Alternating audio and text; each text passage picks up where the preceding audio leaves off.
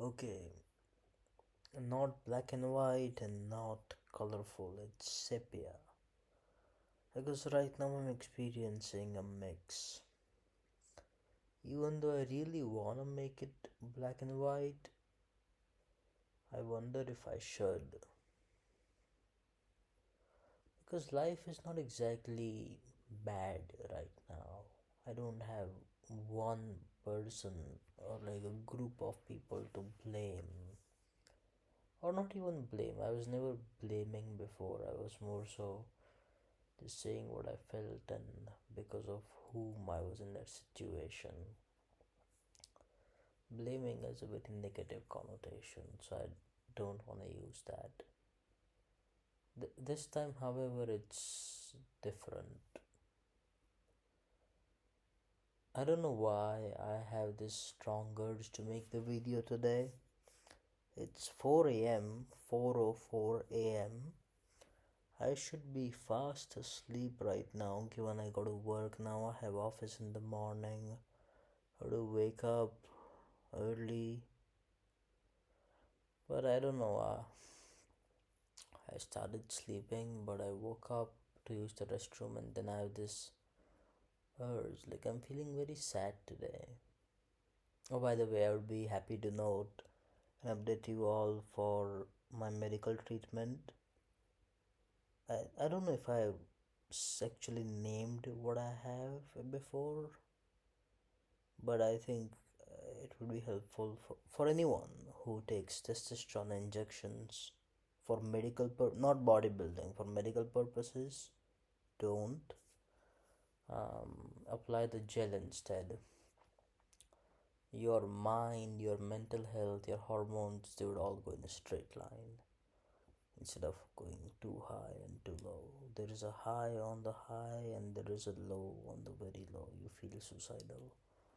So I've switched to the gel since January, and I must say that's the reason this is not black and white right now. It's more steady. It's only on the days that I forget to apply it that I go, oh, fuck, what's the fuck's happening? But like there is pros and cons with the injection. You just have to take it like maybe twice. Oh, sorry, once in 2 weeks or once in 3 weeks, as the doctor prescribes it. The gel you have to apply every day, but then there is stability.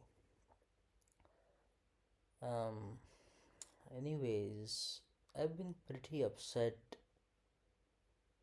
that I have to live in India. I think I don't remember if I covered it in any videos before this. I don't remember when I made the last one, to be honest. Like I said, life's not been bad, life's been kind. Especially with the gel and injection situation figured out. It's I made it very clear to my parents that my graduation is in June and I wanted to pursue a startup or do a job until June. So that's 6 months in Toronto. Initially, I was going for living there and getting citizenship, but that they were strictly against. So I was like, okay, only give me 6 months, you know. It was not even six, technically four, because May, June, I was gonna be, traveling anyways. So it was just asking for 4 months away from them and actually living life for once the way I wanted.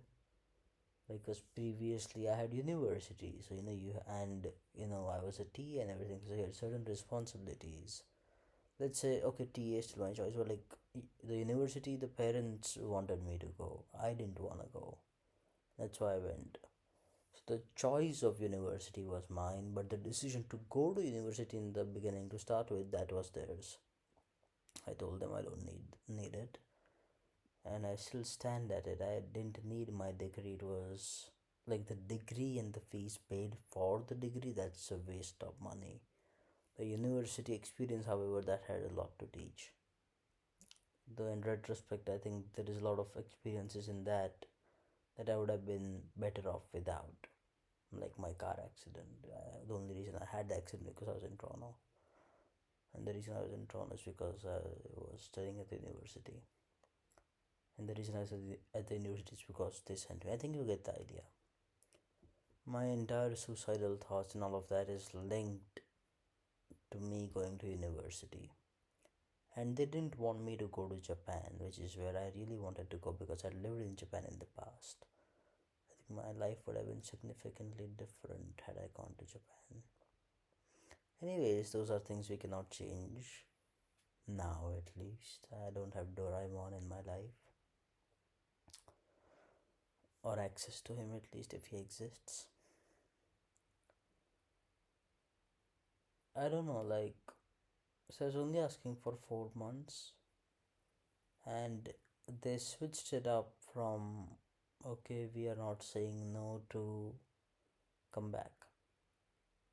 Initially, it started with yeah, do whatever you want. If you wanna stay, stay. If you wanna come, come. It's up to you. From that, they switched to we are not saying no. You can surely go if you want to. From that, they switched it to don't look for housing right now. If you wanna go in January, surely you can get a hotel for a couple of days. I was like, no, I wanna come for months. 4 months. I cannot get a hotel for 4 months, and they ignored that.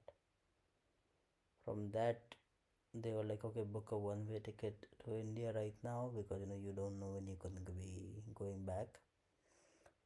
That's how they got me. I booked a one-way ticket, and it essentially was a one-way ticket.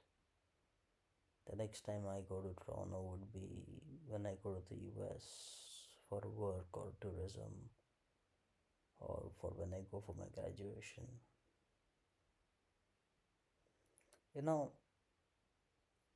the reason that I'm upset is like I've covered in many videos before, almost all, and you would have figured that friend circle or social group is something very important to me for my mental well being. And it took me 4.5 years to find those ambitious people in whom you see this spark that they want to change the world. I found them at the poker club. And I lived 4 months in downtown. Only I should have moved there a long time ago. Anyways, well, 4 months of that is still better than nothing. That's one way to look at it. But 4 months in which I could have got an additional 4 months. And even now, I've been living in India for 2 months, 2.5 months, 2.5 months. And I can conclusively say that I don't see the benefit of doing that. My dad didn't have to pay tuition fees anymore. I would have worked part time and gotten the rent by myself. I really don't see as to why I have to be in India right now. In the last, oh yeah, by the way, the premise for which they got me to come to India in December and not actually stay back in Toronto like I wanted to was because they were like, okay, you come back and we'll go to pick a country, pick a city, we'll make a trip. So I picked Antarctica or some, because it was Christmas time, some like in Norway or Iceland or something, one of those Christmassy towns. From that, they were like, no, no, no, something more near India. We'll make a long trip later on in June. Something, nearby. So, like Thailand or Dubai. From that, it went to me celebrating New Year's and Christmas at my home, in my room, not even in a different city.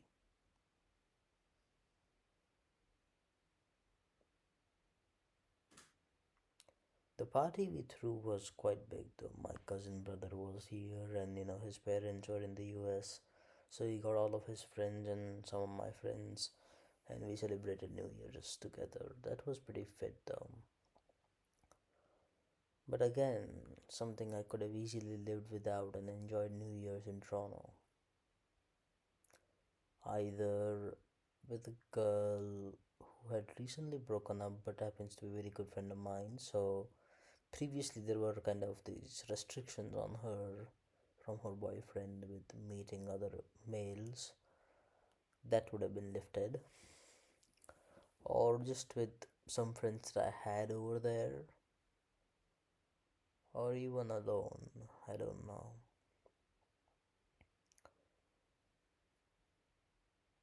Yes, I had friends at New Year. Yes, there were three people I could have hung out with as a group. So I don't know what it is. Over here, I failed to find people who actually want to do something with life. And because of my hip. Oh, by the way, an update. The medical condition that I cry about a lot. Thanks to that, I have osteoporosis in my hands now. So I had started my fitness journey, very motivated. I wanted to, by the time I go for graduation, I wanted to build my physique and like lose this weight and all of that. I have a hip injury, so I essentially cannot be running or jumping. I haven't done that in 3 years. Basically, I haven't done any lower body exercises as well. Like, those weight things that you go to the gym and the machines. I go to physio instead. And I made significant progress over there.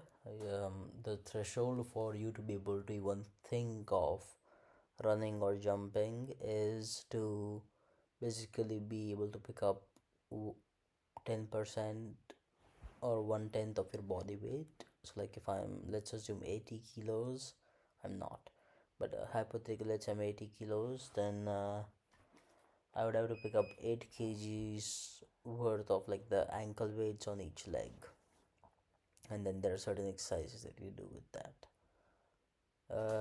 Right now I've come up to 6 kgs. When the time I got off my wheelchair, that was when I was at 2.5 kgs, so significant progress over there. I hope to at least be able to, run or jump by graduation, or even if not, though, at least jog properly with confidence. So that's happening. I go to that every day. That is something I wouldn't have been able to do had I been in Canada, though. So that's one thing. Or I would have just gone to the Canadian physio, which invited me once a week, and I had to pay from my own pocket, but that's fine. Um, anyway, so that is, and their treatment is significantly different than what they do in India. Anyways, the Canadians were able to figure out that I have flat foot in one meeting. These bastards in India once asked them that, do I have flat foot? Then they were like, oh yes you do. And I was like, what the fuck? I've been going to you for fucking 4 months before the wheelchair thing, and after that for 2 months, like 6 months, and you couldn't figure it out.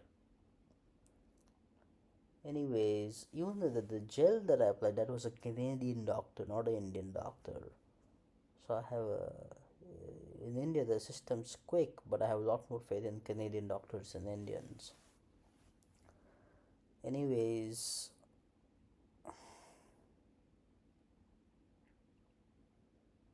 yes, osteoporosis in hands. So basically, I was going to the gym. Like I live in my house. In my side of the house, it's only the living room or the TV room or living room. That's the same thing. My room and the gym. That's all. Those are the three rooms. There is no kitchen or anything. That's in my parents' house. It's right next door. Anyways, so there's a gym and I had this habit of working out late at night. Very frequent, not every night, but I would say thrice a week I would work out.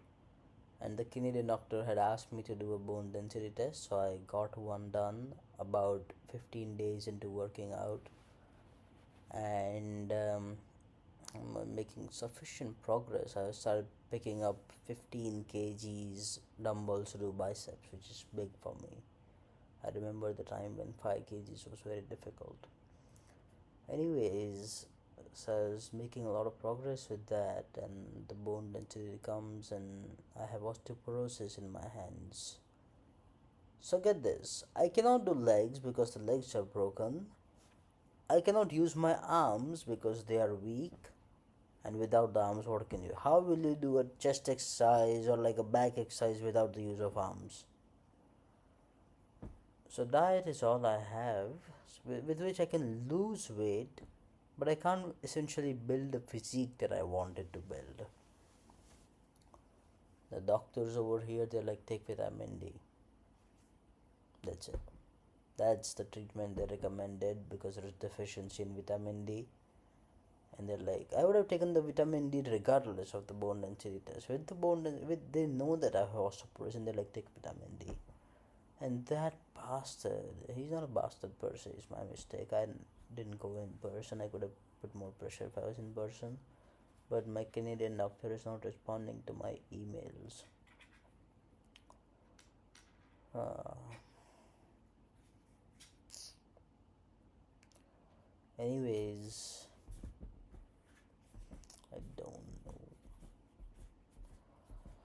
There is this one aspect about the social circle in India where I'm not able to find these people who want to change the world.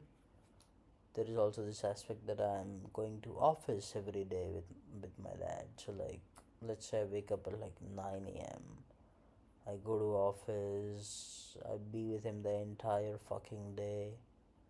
The only reason I leave early, which is at 7 p.m., is so I can go to physio right after and go physio 2 hours, and by the time I get home it's 9:30.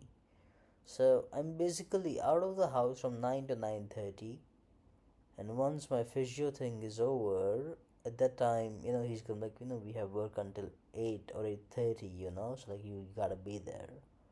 The only reason I get a pass right now is because I go to physio.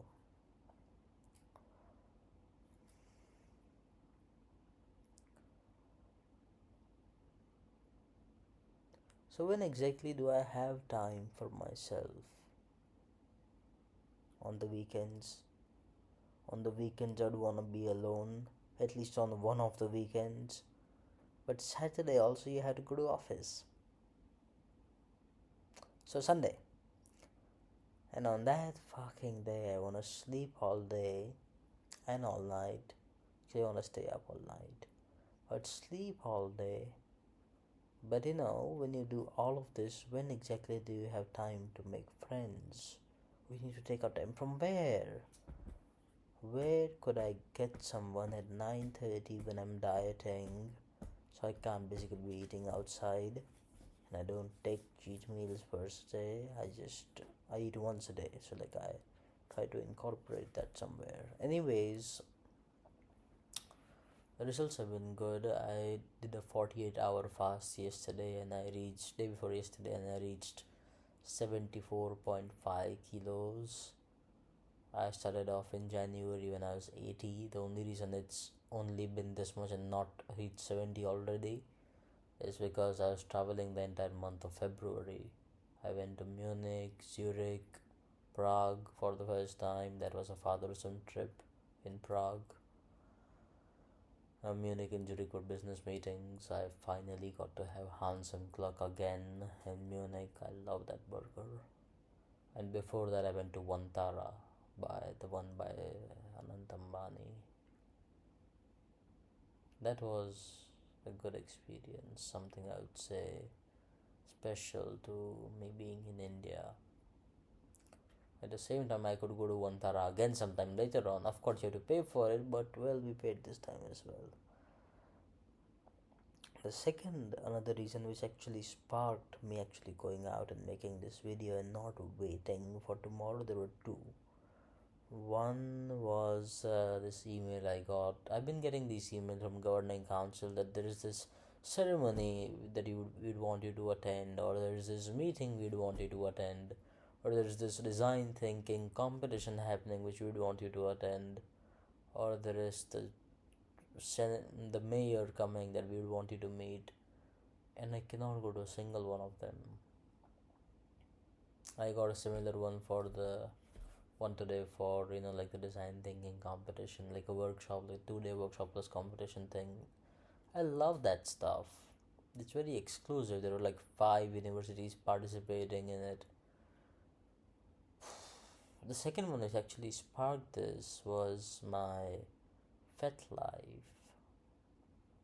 I don't know if I mentioned it before, but I'm on Fet Life.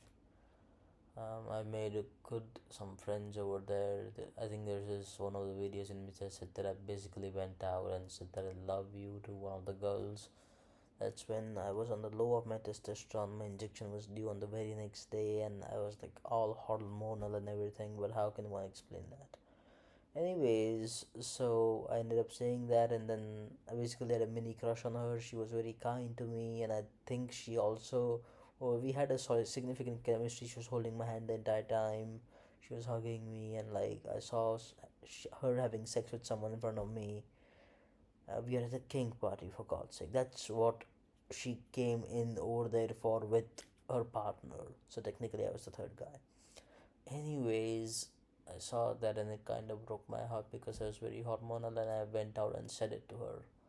After that, she kind of started ignoring me and wasn't much interested because, like, what the fuck? I just met you and you're like, I love you, and what the fuck? Anyway, so there's this another guy I follow, and he's a very good guy, to be honest, very chill guy. So I saw an update. I opened Fed after a long time. I saw an update that they both are dating now, and not like the kinky dating, actual vanilla life dating. And I was like, damn. There were two communities, two kinds of people that I had looked for 5 years, and I found them. The smart people who want to change the world, and the kinky people, where you get into a relationship without actually paying money to do stuff. It's consensual. And both of those I could only enjoy for 4 months. That is why I wanted 4 more months to enjoy, because I only had 4 months, up from which I spent 2 months either traveling or with exams. So I technically had only 2 months. 2 months to engage in FET and 2 months to engage in poker. You don't go every day. You go, let's say hypothetically every weekend, even though it's a lot less than that.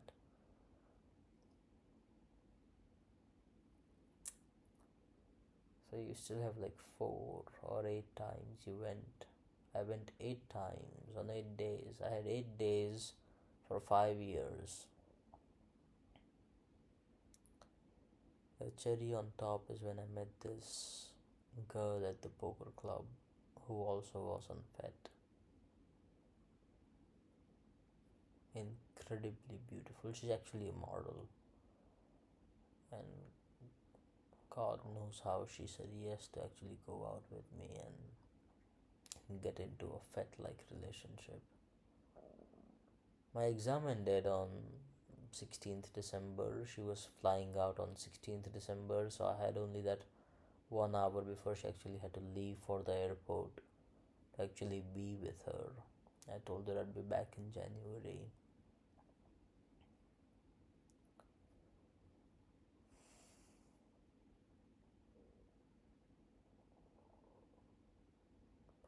I had to break the news to her that I wouldn't be back in January.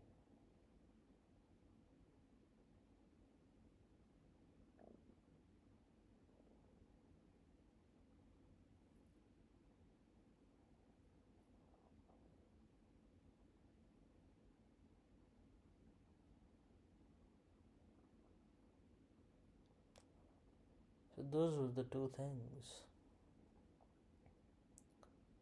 Two things I really miss here, and well, poker through it in those parties. I've never been a party person, but those kind of parties are like not that expensive, $35 to go to a frat. It costs more, and I was starting to make friends.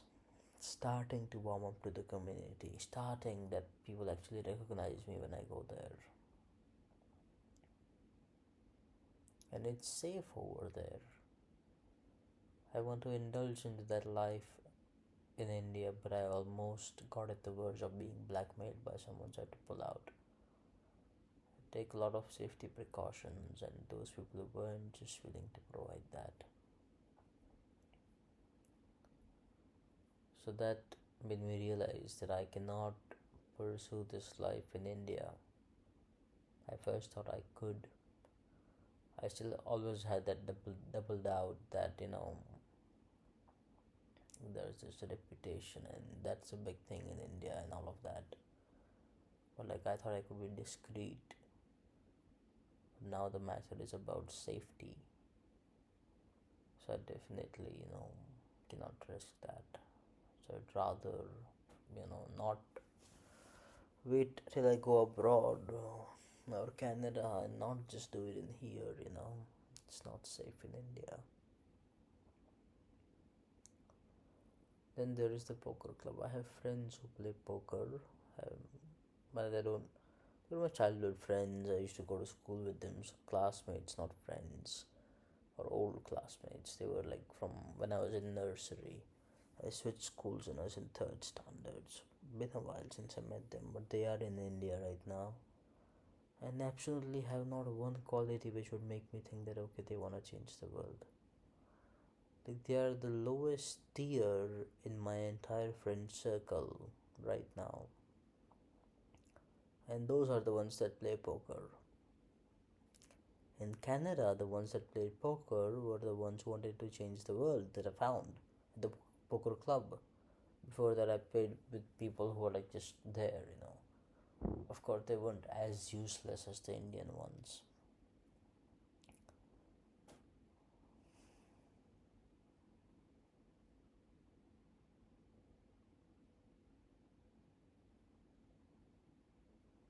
I don't know. I don't know why I'm here. I've repeatedly complained to my parents about this. My mom and all almost had an argument. I was like, how difficult it is to say no to a girl who broke up with her boyfriend for you. That guy won't be coming back. You know how difficult it is to actually find someone who loves you despite all your quirkiness. You know how difficult it is to find a group of people who actually want to change the world.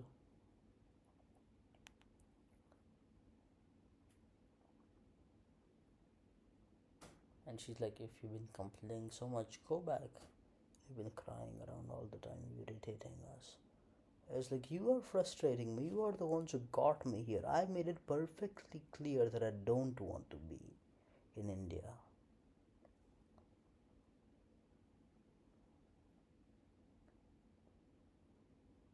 So she's like, yeah, okay, go back now.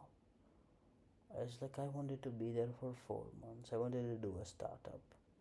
I had made the foundations. I just had to continue my work.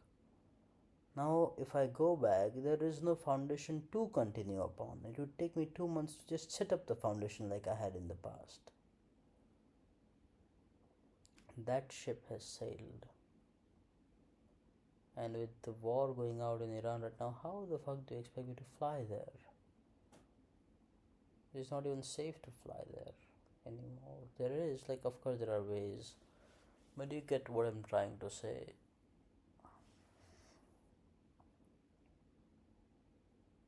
I love my parents and all, but they've always pushed me out of my comfort zone because they were extremely comfortable in their childhood, so they used to make tantrums just to be in their comfort zone, so they always assume that I'm doing that, not knowing that I have a fucking medical problem to deal with initially, when they also didn't know, even though it's their mistake, they didn't have me checked. They thought I was pretending. They never thought of actually going to a doctor. I insisted that I want to go to endocrinologist. And that's when we found out that I have a medical condition at the age of 18, at 19 actually, at the age of 19.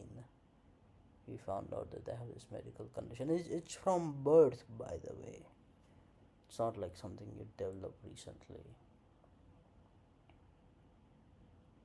Because of them, right now I can't see even myself in the laptop screen. It's so blurred. I complained to them that I can't see. I have glasses, and they are like, no, you're just acting. You wanna just wear glasses for style. You don't actually have any problems. So for a year and a half, I was there without glasses, and my numbers just shot up.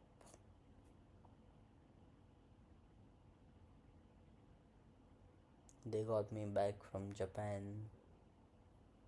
I went on exchange for 1 year. They got me back. I was supposed to come back in August.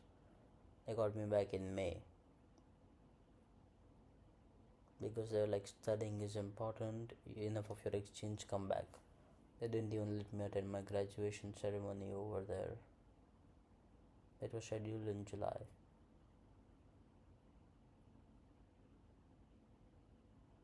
As opposed to my sister, she came back in September from her exchange.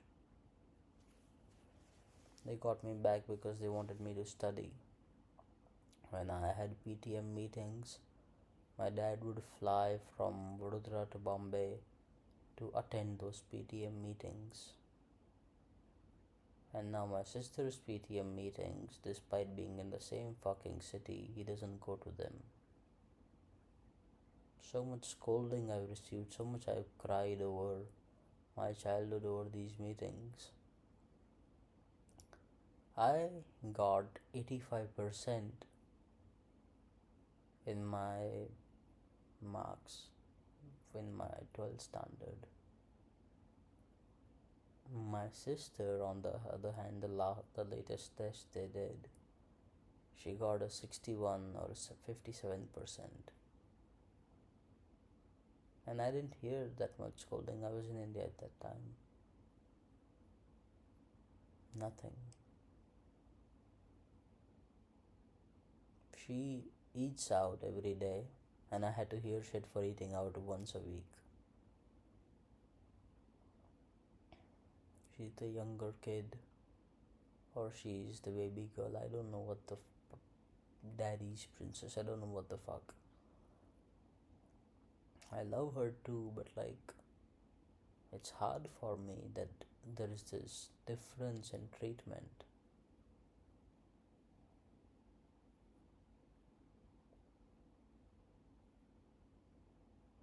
Her, she dreamt of going to NYU.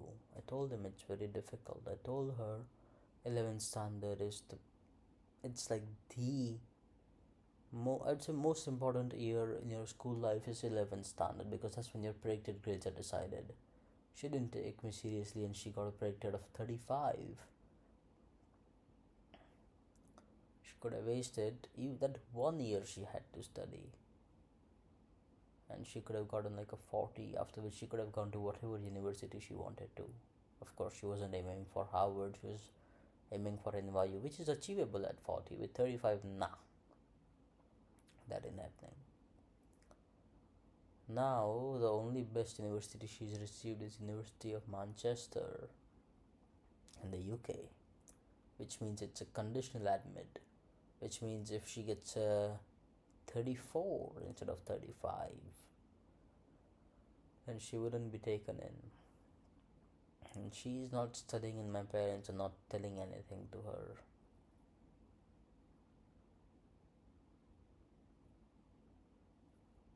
My dad at one point, of course, while scolding or in anger or like almost like threatened me.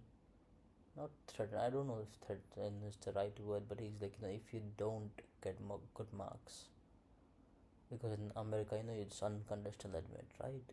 So they're like, I don't care about what your admissions are, I'll send you to Parul University, which was at that time, now it's a pretty good name actually, but at that time it was known for like bullying and what's the other one? prejudice.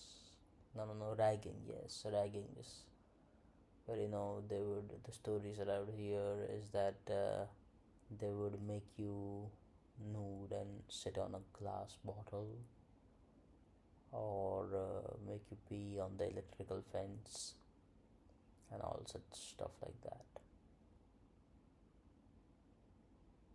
I had to hear that for my 10th grade results, which don't even matter by the way. They are useless. Those were before, when I was going to my year abroad in Japan.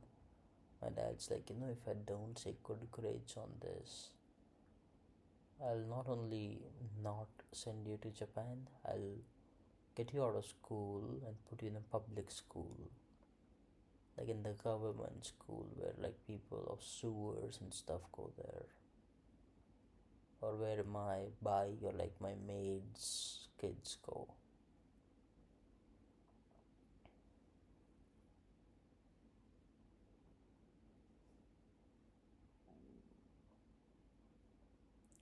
I was, well, that was kind of like, I would not say he still went out of line there, but like that was kind of like okay-ish, because like in my school the lowest grade was a U, which meant ungradable, which means you got in between 0 to 5 or 0 to 10%, and I got that in maths or English literature, one of them. In maths I had a F. No, in maths I had a ungradable. In literature I had a F. In language I had a D or something. In science I had a F. From all of that I went to, when my 10th results came, everything was a B. All of them. Only I think Hindi or ICT were a B plus. Apart from that, everything was a B. Anyways,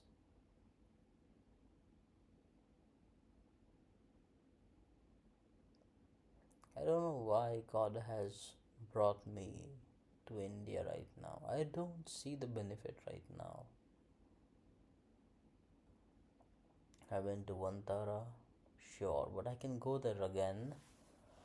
I went to Prague, but yes, I can go there again or later. Not again, but later. I can go there later. I bought this S26 Ultra, but I could have bought it from Canada.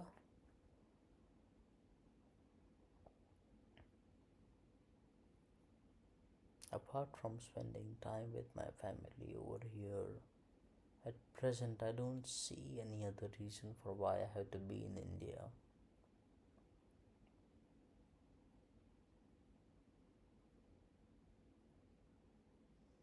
Physio I could have done over there, bone density test I would have done over there, and I think I would have gotten a lot better treatment on both if I was over there.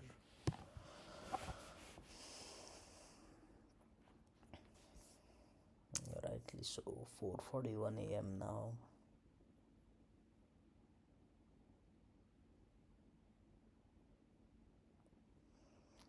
Getting my hair done, by the way, it's gonna schedule to arrive next week or next to next week. I'm not gonna be bald in my videos after that.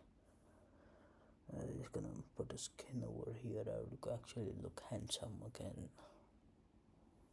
I look handsome now as well, but my hair is gonna look good.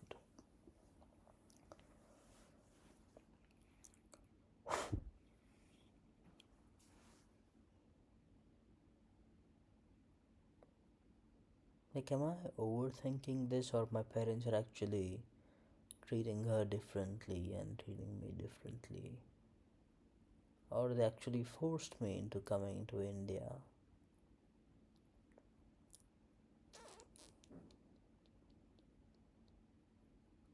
Like, I don't know if it sounds I think I'm 100% sure it sounds selfish to say this. But like, I don't know if it's true per se that they're just thinking for themselves and their happiness and not thinking for mine. They want me to return to India so they are happy, but I'm not happy. Like, yes, my social life was very tumultuous in Toronto with my previous friend group, but everything was starting to look better when they got me back. And plus, had I shifted to the gel which my doctor had prescribed over there in December, he did it in November, though they just wanted me to be get done with exams and then started. Basically, then everything was sorted out in terms of mental health.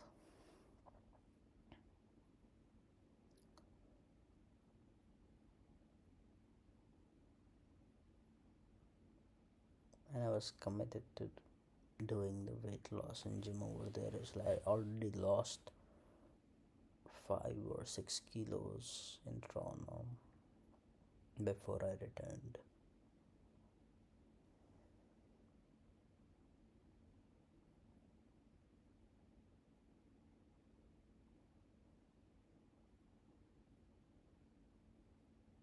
I don't know, man.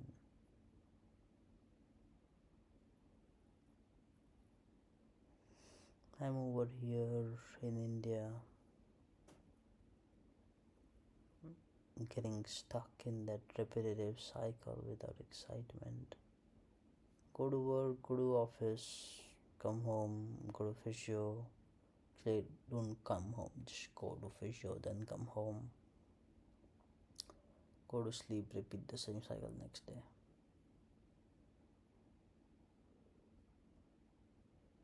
Then on the weekend, given that I don't have friends, and I said that very openly, my parents take me to their friend's house, which I don't want to go to. I want to actually be myself and get that rest or go to sleep. But they always, and I'm a kind of person who wakes up when the phone vibrates and then they keep calling me and I keep waking up. Who wakes a sleeping person up at 9 a.m. on a fucking holiday?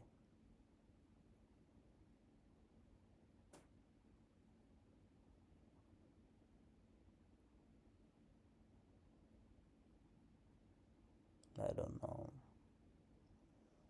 But I felt that making this video was kind of needed. So many things bottling up that I got out right now. Even though then this didn't lead to anything, there was nothing productive in this video. Just talking. What the fuck is wrong with my life? Yes, I've said this before, I'll say it again. I know there are people who actually have real problems in their life, or like bigger problems if in their life, if not real, because I think mine are real as well. But the bigger problems, someone cannot see, or someone cannot eat, or someone cannot listen, or someone cannot walk, or someone's paralyzed, or someone has cancer, or someone is poor. Yes, there are many people who have such issues, but there are again other people who don't as well.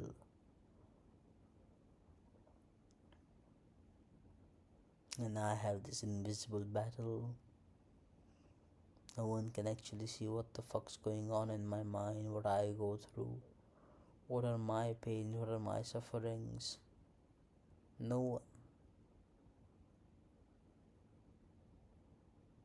Not my parents, not my family, not my friends, no one. That battle is only between me and myself, and only for God and me to know.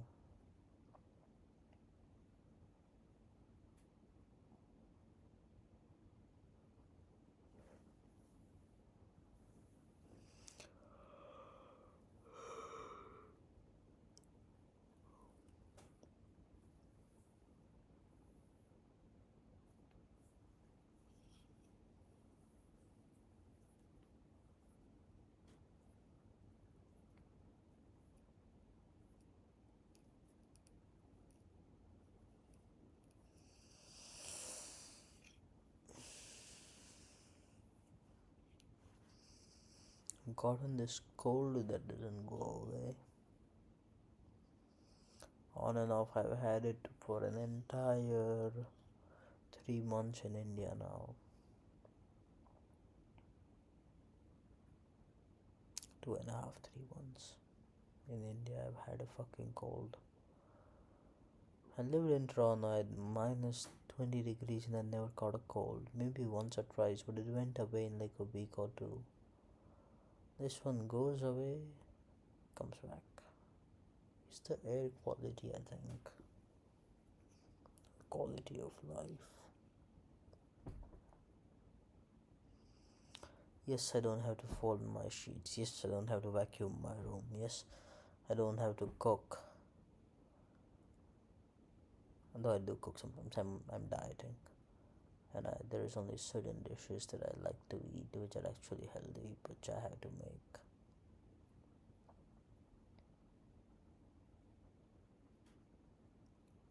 I think I should get some sleep. It's been 45 minutes. It's 4:50 a.m. By the time I go to sleep, it's gonna be 5:30. At least get 4 hours of sleep. Okay, lovely talking to you all. Peace.